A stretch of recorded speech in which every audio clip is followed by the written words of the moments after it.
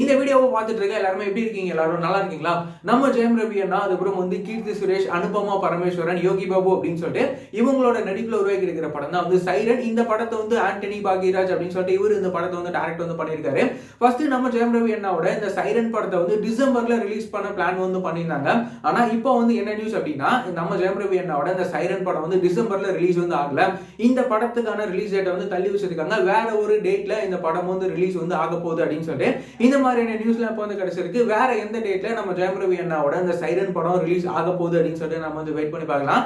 அதுக்கப்புறமா பாத்தீங்கன்னா நம்ம சுந்தர் சி சாரோட டைரக்ஷன்ல அவரோட ஆக்டிங்ல அதுக்கப்புறமா இன்னும் நம்ம தமன்னா, அதுக்கப்புறம் நம்ம ராஷி கண்ணா அப்படின்னு சொல்லிட்டு இவங்களோட நடிப்புல உருவாக்கி இருக்கிற படம் தான் அரண்மனை பார்ட் 4. ஃபர்ஸ்ட் இந்த படத்தை பொங்கலுக்கு ரிலீஸ் பண்ண பிளான் பண்ணியிருந்தாங்க. ஆனா இப்போ என்ன நியூஸ் அப்படின்னு சொல்லிட்டு கேட்டீங்கன்னா, இந்த படம் பொங்கலுக்கு ரிலீஸ் ஆகல.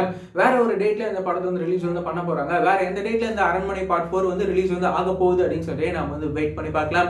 இந்த மாதிரியான சினிமா சம்பந்தப்பட்ட விஷயங்கள், அது மட்டும் இல்லாம சினிமா சம்பந்தப்பட்ட அப்டேட்ஸ்லாம் ரெகுலரா தெரிஞ்சுக்கணும் அப்படின்னு நினைச்சீங்கன்னா இந்த சேனலை மறக்காம சப்ஸ்கிரைப் பண்ணிக்கோங்க. வேற ஏதாவது ஒரு நெகட்டிவ் இருந்தது அப்படின்னா மறக்காம கமெண்ட்ல சொல்லுங்க.